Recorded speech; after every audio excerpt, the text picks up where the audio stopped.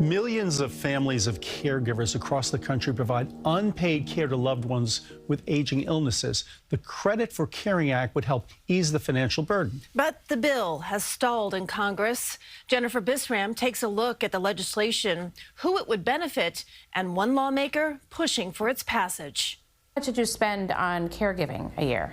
A little over $2,000 a month. Dalma Riquelme spent years caring for her mother, who lost her battle with dementia just last year. She says towards the end, it drained her spirit and savings. She was just not my mom.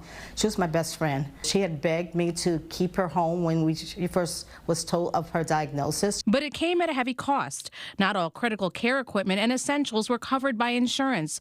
So she had to shell out the cash. Getting the hospital bed to make sure that she was comfortable. The accessory was not always available. I had to find other options. By the middle of the month, she already ran out of her diapers, her lotion. She already ran out. So we would have to pay that out of pocket. These days, the 64-year-old Bronx native is working part-time just to make ends meet. It is frustrating for me because this is something that I feel that anyone, whether you're on the blue or red states, would benefit from. Riquelme is talking about the Credit for Caring Act, proposed federal legislation reintroduced earlier this year that would give family caregivers a $5,000 tax credit per year for things like adult daycare, respite, and transportation. Where are we with the Credit for Caring Act, and why hasn't it gotten over the finish line yet?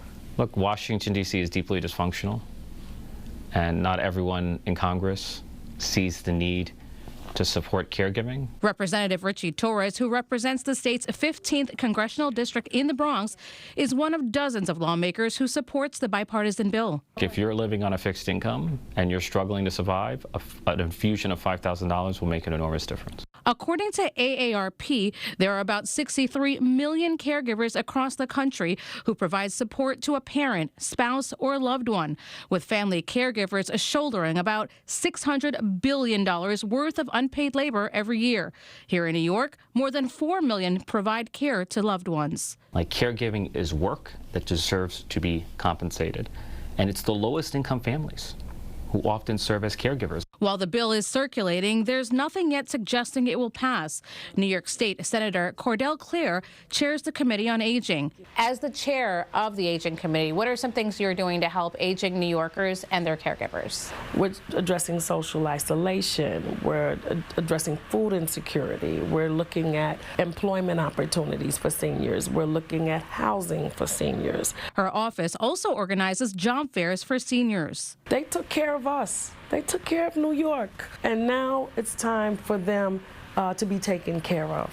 A sentiment Riquelme knows all too well.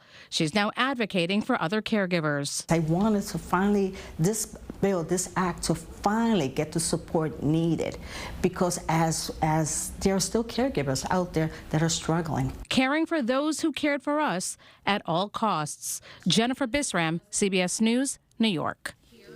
And to learn more about the Credit for Caring Act, head to our website, cbsnewyork.com. And Jennifer covers aging and caregiving. If you have a story idea for her, just scan that QR code on your screen. So hard for these families who do so much.